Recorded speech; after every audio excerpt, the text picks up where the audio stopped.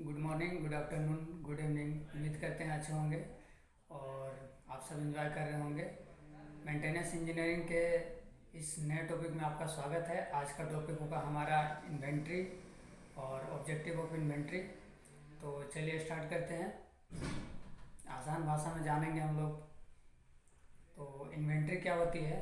किसी भी प्रोडक्ट को बनाने के लिए उसका जो रॉ मटेरियल होता है और उसको बनने के बाद जो फिनिश प्रोडक्ट होता है या सेमी फिनिश, वो उसे हम इन्वेंट्री बोल सकते हैं।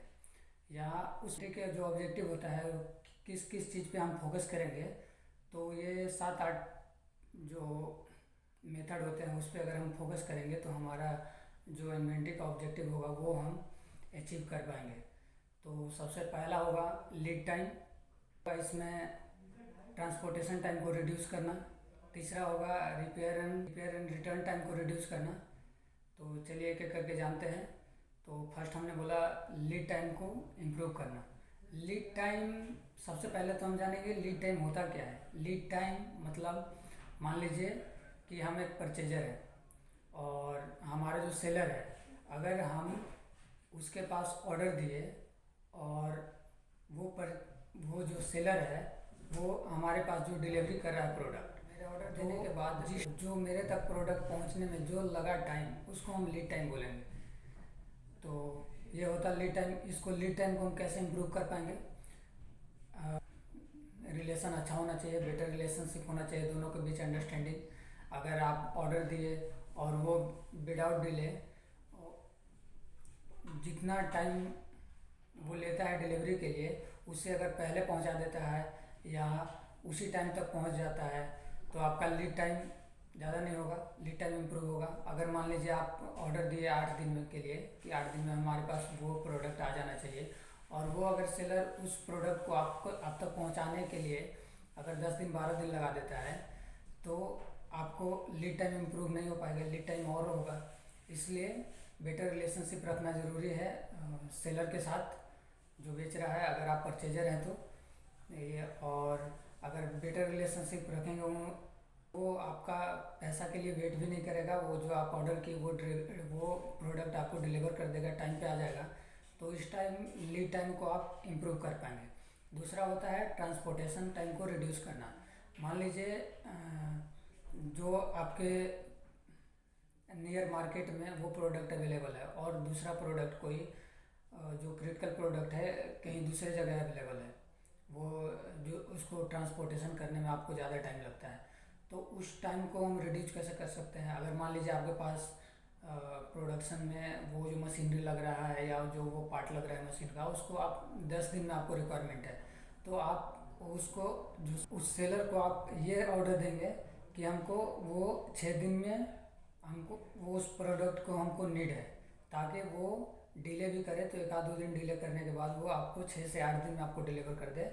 और आपको तो 10 दिन का रिक्वायरमेंट था, 10 दिन में वो पार्ट का रिक्वायरमेंट था, सो डैट आपका प्रोडक्शन में कोई इंटरप्शन ना आए और आपका प्रोडक्शन एक लाइन में रहे। अगर जो आप प्रोडक्ट अगर नियर मार्केट में अवेलेबल है वो अगर आप अपने स्टॉक में नहीं भी रखते हैं तो कोई दिक्कत नहीं है, क्योंकि अगर आप ऑर्डर करते हैं विद इन 1 घंटा 2 घंटा के अंदर वो प्रोडक्ट मिल जाता है, तो उसको आपको स्टोर में रखने की कोई नीड भी ज़रूरी नहीं है। तो ऐसे आप देख पाएंगे।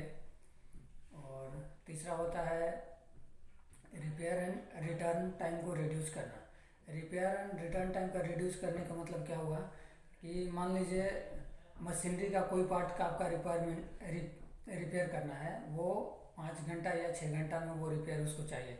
तो आप क्या करेंगे? जो आपका सर्विस देने वाले हैं लोग, उनसे आप कांटेक्ट बना के रखेंगे कि हमको जब ये प्रोडक्ट मेरा ख़राब हो जाएगा या इसका रिपेयर का रिक्वायरमेंट होगा तो हम आपको कांटेक्ट करेंगे, या पहले से बता के रखेंगे, उसको कांटेक्ट करेंगे। जैसे ही आप उनको इन्फॉर्म करेंगे वो आके आपके प्रोडक्ट को चेंज कर देंगे या उस पार्ट को रिप्लेस करके दे दे देंगे, सो डैट आपका प्रोडक्शन में कोई वो इंटरप्शन ना आए।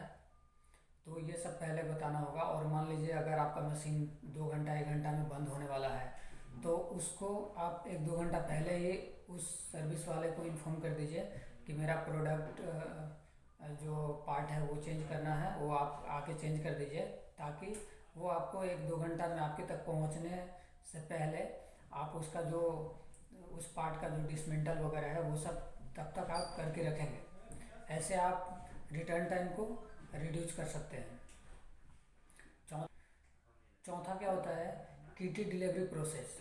कीटी डिलीवरी प्रोसेस मतलब मान लीजिए पुराना ऑर्डर लिया, कोई प्रोडक्ट के लिए आप पुराना ऑर्डर लेते हैं, वो प्रोडक्ट आपके पास ख़त्म हो गया है और अब नया वर्जन में या जो अपडेटेड प्रोडक्ट आपके पास अवेलेबल है, तो क्या करेंगे, वो जो पुराना प्रोडक्ट है उसी में आप वही प्रोडक्ट तो वही रहेगा, उसमें कुछ फीचर बदलेंगे, तो आप उस डिलीवरी के लिए उसी प्रोडक्ट को, जो अपडेटेड प्रोडक्ट है उस प्रोडक्ट को आप उसके पास कस्टमर के पास भेज देंगे और उसमें जो स्टैंडर्ड फीचर वगैरह दिया रहेगा वो सब देखेंगे, सो डैट आपका कस्टमर उसको यूज करेंगे तो उससे आप फीडबैक भी ले पाएंगे कि जो हमारा अपडेटेड प्रोडक्ट है उसमें हमारा क्या कमियां हैं, क्या बेनिफिट है, उससे बेटर है या नहीं है। इससे आपका जो डिलीवरी टाइम है, अलग से जो डिलीवरी टाइम है उसमें आप बचत कर पाएंगे। तो पांचवा होता है आपका reducing inventory associate with cost. मतलब क्या होता है, इन्वेंट्री को रिड्यूस करना। मान लीजिए आपका मशीनरी में कोई कुछ कुछ पार्ट जो होते हैं वो क्रिटिकल पार्ट होता है जो आपको रखना ही रखना है, अगर आप नहीं रखेंगे तो कहीं दूसरे जगह से मंगाएंगे तो उसको आने में आपके पास टाइम लगेगा, सो डैट उस पार्ट को आपको एकदम 100% आप स्टॉक में ही रखना पड़ेगा कि एट ए टाइम अगर मशीनरी मेरा ख़राब हो जाता है तो उस पार्ट को हम यूज में ले सके और हमारा प्रोडक्शन कंटिन्यूअस चलता रहे। इसलिए हम इन्वेंट्री को स्टॉक में रखते हैं। और जो इजीली अवेलेबल पार्ट होते हैं हमारे मार्केट में, जैसे हम ऑर्डर दिए और वो हमें 1-2 घंटा में मिल जाएगा, तो वो अगर नहीं भी रखेंगे तो कोई दिक्कत नहीं है, क्योंकि आपका प्रोडक्ट का वो जो मशीनरी का कोई पार्ट ख़राब हुआ, अगर आप ख़राब होते हो उसको आप डिसमेंटल कर रहे हैं, उसको आप वहाँ से निकालने तक में भी जैसे ख़राब होता है वैसे आप जो सप्लायर है उसके पास बता देते हैं, जो नियर मार्केट में है वो आपको अवेलेबल करा देगा, तो इससे ज़्यादा दिक्कत नहीं होता। इस टाइप का आप कॉस्ट भी बचा होता है। क्या reducing expedite freight light cost, मतलब क्या होता है, जो खर्चा को है रिड्यूस करना है। खर्चा को रिड्यूस कैसे कर सकते हैं हम, मान लीजिए खर्चा को रिड्यूस करने के लिए हम इमरजेंसी टाइम को और जो लिमिटेड टाइम है हमारे पास उससे हमको बचना पड़ेगा। चलिए एक एग्जांपल के लिए जानते हैं। अगर मान लीजिए लिमिटेड टाइम है, मान लीजिए हमको यहाँ से कहीं मार्केट जाना है या यहाँ से कहीं मान लीजिए दिल्ली जाना है, तो दिल्ली जाने के लिए हमारे पास लिमिटेड टाइम है कि 2 घंटा के अंदर जो गाड़ी है उसी से हमको जाना पड़ेगा। अगर नहीं गए तो हमारे पास मतलब एक ही ऑप्शन है, तो हमको मजबूरी में जाना है, जाना भी ज़रूरी है तो जाना ही पड़ेगा कि 2 घंटे में पहुँचे तो कैसे पहुँचे, या तो फिर हमको कैब करना पड़ेगा क्योंकि हमारे पास एक ही अवेलेबिलिटी एक ही है, तो उस कंडीशन से हमको बचना पड़ेगा, इमरजेंसी टाइम से बचना पड़ेगा। अगर क्योंकि हमारे पास ऑप्शन नहीं रहेगा तो हमको वही चूज़ करना पड़ेगा, नहीं चाह के भी हमको जितना कॉस्ट मांगेगा उसको उतना हमको देना पड़ेगा, तो इस टाइम को हमको रिड्यूस करना है। तो ये कॉस्ट को बचा सकता है। ऑप्शन रहेगा कि 2 घंटा नहीं 4 घंटा में जाना है दिल्ली, तो हम ट्रेन से भी जा सकते हैं, कैब से भी जा सकते हैं, ऑटो से भी जा सकते हैं, तो वो हमारे पास ऑप्शन रहेगा, तो हम देखेंगे कि कॉस्ट किस में बच रहा है हमारा, तो वो ऑप्शन को हम प्रीफर करेंगे। और हमारे पास लिमिटेड टाइम रहेगा तो हमारे पास एक ऑप्शन के अलावा दूसरा ऑप्शन नहीं रहेगा तो हम नहीं कर पाएंगे। इस टाइप ऐसे हमको कॉस्ट पे वो क्या करें इफेक्ट पड़ेगा। सातवां होता है इम्प्रूविंग प्रॉफिटेबिलिटी। क्या होता है, प्रॉफिट को इम्प्रूव कैसे कर सकते हैं, अगर हम लीड टाइम को कम करेंगे, ट्रांसपोर्टेशन टाइम को रिड्यूस करेंगे, रिटर्न टाइम को रिड्यूस करेंगे, प्रोसेस डिलीवरी टाइम को रिड्यूस करेंगे, और जो है तो ऑटोमेटिकली क्या होगा, हमको प्रॉफिट में वो कन्वर्ट हो जाएगा, प्रॉफिट हमको दिखने लगेगा। आठवां होता है इन्वेंट्री एक्यूरेसी।